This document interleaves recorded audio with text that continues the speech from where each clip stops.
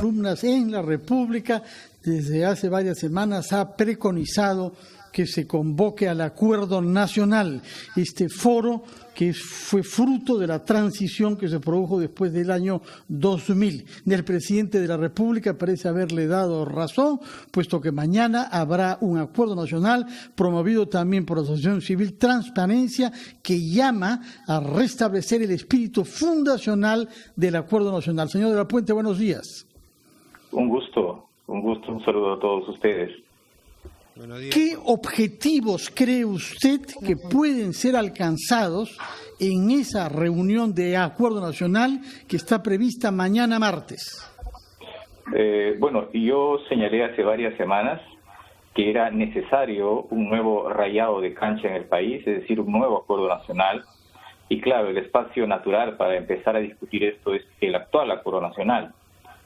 Algunas otras instituciones como Transparencia se han sumado a esta demanda y otras personalidades y grupos, y entonces nos encontramos frente a dos momentos. El momento de la convocatoria del actual Acuerdo Nacional que ha planteado el presidente para el día de mañana, donde expondrá los lineamientos de la reactivación económica, y la expectativa de que este sea el primer paso para la convocatoria, para el llamado a un nuevo acuerdo nacional, con el nombre que sea, nuevo pacto, nuevo compromiso, nuevo consenso, pero que en general se entiende que se trata de un nuevo contrato político para que el Perú transite este futuro que necesita hacerlo con la mayor cantidad de consenso y unidad. ¿Y cuáles son los temas, cuáles son las problemáticas que, según usted, deben ser abordadas ahí? Porque estamos ante una instancia que en realidad es más representativa del conjunto de la sociedad que el Congreso de la República, en la medida en que hay colegios profesionales, confesiones religiosas y muchos otros sectores empresariales, sindicales, ¿no? Alguna vez, hace algunos años, dije que ante la ausencia del Senado, el Acuerdo Nacional era un Senado simbólico. Y efectivamente, a mí me parece que hay tres cosas que hay que considerar. Uno, el actual Acuerdo Nacional es un foro que evidentemente estuvo muy disminuido en los últimos años, pero no habría que olvidar que el Acuerdo Nacional también son políticas de Estado, muchas de las cuales se han ejecutado, pero lo más importante es que el Acuerdo Nacional también es un método, una forma de dialogar, una forma de consensuar que se ha ido acumulando en los últimos años. Entonces, en la perspectiva de un nuevo acuerdo nacional, más allá de la reunión de mañana, que es muy auspiciosa, yo creo que de lo que se trata es de poner sobre la mesa las nuevas prioridades que esta pandemia, pero ya antes de la pandemia habían aparecido en la sociedad peruana, y ahora aparece mucho más claramente la necesidad de poner sobre como una alta prioridad la educación, la salud, la seguridad, es decir, todo aquello que Alan Turrain ha dicho hace algunas semanas, los cuidadores, es decir, la gente que pone su principal esfuerzo en que el bienestar de la gente se sienta cotidianamente. Luego hay que discutir nuevamente el asunto de la descentralización, porque hay aspectos de esta descentralización que no han funcionado en esta pandemia, al punto que han tenido que recentralizarse fácticamente algunos servicios de salud. Y finalmente necesitamos poner sobre la mesa esta armonización de expectativas, porque si no se rebajan las expectativas, cada cual va a querer arrancar un pedazo de futuro de intereses muy particulares. O sea, por todas esas razones creo que necesitamos, yo repito, un rayado nuevo de cancha. Ahora, Juan, tenemos un fenómeno que advertimos recién hace 2-3 semanas, el retorno a las ciudades de origen de migrantes que no tenían 1 mes, 2 meses, 3 meses, sino en algunos casos 10 y hasta 15 años viviendo en Lima. ¿Qué mirada tienes tú sobre ese fenómeno? Ahora, es un fenómeno histórico, solo que ha estado muy poco registrado y estudiado. Hay un especialista del IEP que ha publicado muchas cosas interesantes sobre esto, pero claro, no ha sido muy estudiado. Mira, el censo del año 2017 encontró que habían más o menos 800.000 viviendas ocupadas, pero cuyos dueños no se encontraban en ese momento. No eran viviendas desocupadas o cerradas o abandonadas. Recibían un título extraño, ocupadas pero sin dueños en ese momento. Es la población itinerante, es la población que trabaja 4 o 6 meses en un lado, después regresa. Y algunos calculan, mire, solo en Cajamarca se supone, según el presidente regional, que son como 70.000 los que quieren regresar y que han tenido una migración reciente, que es como lo conoce las ciencias sociales. Mi estimado es que son más o menos 500.000 de peruanos. No. Pero eso, incluso hasta en el nombre, le decimos retornantes, caminantes, pero la verdad es que son desplazados internos, ¿no? De una crisis que ha explotado con trágicas consecuencias. Mi impresión es que en una discusión de esta naturaleza habría que reparar en lo que ya los españoles llaman la España vacía. Hay un Perú vacío. Hay pueblos que están sobre los 3.500 o 3.000 metros sobre el nivel del mar que pueden vaciarse en mucha cantidad de semanas al año. Otro dato que no me quiero olvidar, el censo también dijo que habían por lo menos 750.000 peruanos adultos mayores que vivían solos y la mayoría de ellos se encontraban en las zonas rurales. Así es, porque sus hijos han migrado a Lima en algún momento o a ciudades para poder cambiar su situación económica. Sin embargo, Juan, hay un proceso interesante y es que hoy día en las zonas alejadas, en el campo, en comunidades campesinas, primero no llega el COVID, lo cual es interesante porque básicamente no ha llegado a esos lugares, o no sabemos, pero no hay reportes al respecto, y ahí hay una economía de autoabastecimiento. Es decir, si en el trabajo, si en las grandes ciudades falta trabajo y falta comida, el campo sabe, tal vez no de la mejor manera y no de la manera más nutritiva, pero sabe autoabastecerse. Así es como han vivido por mucho tiempo, ¿no? Más allá de la agricultura, que por supuesto también aportan, importantísima para la alimentación del resto del Perú. Es natural entonces que las personas quieran regresar a su lugar de origen.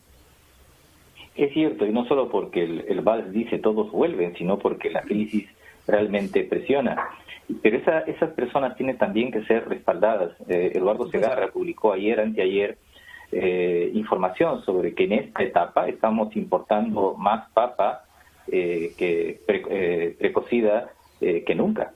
Ahora, la palabra reactivación en este contexto de una pandemia generalizada que provoca una multitud de crisis, la palabra reactivación es gruesa, porque no solo alude al mercado, alude a muchas cosas. Y entonces, insisto, en la idea de un nuevo acuerdo nacional, como lo planteé hace unas 3 semanas, es importante de que todas las cartas estén sobre la mesa. Lo peor que nos puede pasar, que ya está pasando en algunos países de América Latina y en Europa, es que se intente un tránsito sin acuerdo, sin pacto, y entonces los gobiernos, los congresos, terminen siendo presionados por coaliciones distributivas de distintos signos que terminen arrancando decisiones que perjudiquen a otros. Por eso rebajar expectativas me parece muy importante. Ahora, y otro aspecto, Juan, hablas de este nuevo acuerdo nacional. Si hay algo que nos ha saltado en la cara con esta pandemia, con esta epidemia,